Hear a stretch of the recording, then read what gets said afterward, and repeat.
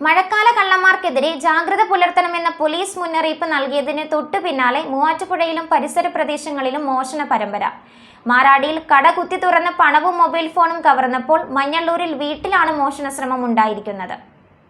മഴക്കാല കള്ളന്മാർക്കെതിരെ ജാഗ്രത പുലർത്തണമെന്ന് പോലീസ് മുന്നറിയിപ്പ് നൽകിയതിന് തൊട്ടു പിന്നാലെ മൂവാറ്റുപുഴയിലും പരിസര പ്രദേശങ്ങളിലും മോഷണ പരമ്പര. മാറാടിയിൽ കട കുത്തി തുറന്ന് പണവും മൊബൈൽ ഫോണും കവർന്നപ്പോൾ മഞ്ഞള്ളൂരിൽ വീട്ടിലാണ് മോഷണ ശ്രമമുണ്ടായത്. ഞായറാഴ്ച രാത്രിയാണ് മാറാടി തൈക്കാവിന് സമീപമുള്ള ജാനകി സ്റ്റോഴ്സ് എന്ന പലചരക്ക് കടയിൽ മോഷണം നടന്നത്. കടയുടെ പൂട്ടുകൾ തകർത്താണ് മോഷ്ടാവ് അകത്ത് കയറിയത്. മേശയിലുണ്ടായിരുന്ന 4000-ഓളം രൂപയും മൊബൈൽ ഫോണും കവരുകയായിരുന്നു. 10, 20, 50 രൂപ നിരക്കിൽ കെട്ടിവച്ചിരുന്ന നോട്ടുകളാണ് നഷ്ടപ്പെട്ടത്.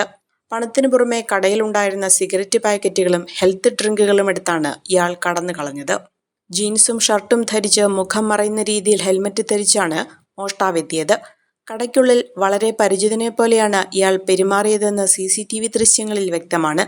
ദൃശ്യങ്ങൾ കടയുടമ പോലീസിന് കൈമാറിയിട്ടുണ്ട്. മാറാടിയിലെ മോഷണത്തിനു പുറമെ കഴിഞ്ഞയാഴ്ച മഞ്ഞള്ളൂരിലും സമാനമായ രീതിയിൽ മോഷണ ശ്രമം നടന്നു.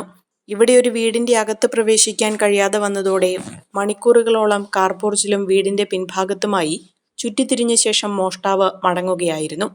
ഇവിടുത്തെ CCTV ദൃശ്യങ്ങൾ വാഴക്കുളം പോലീസിന് കൈമാറിയിരുന്നെങ്കിലും പ്രതിയെ കണ്ടെത്താനായിട്ടില്ല.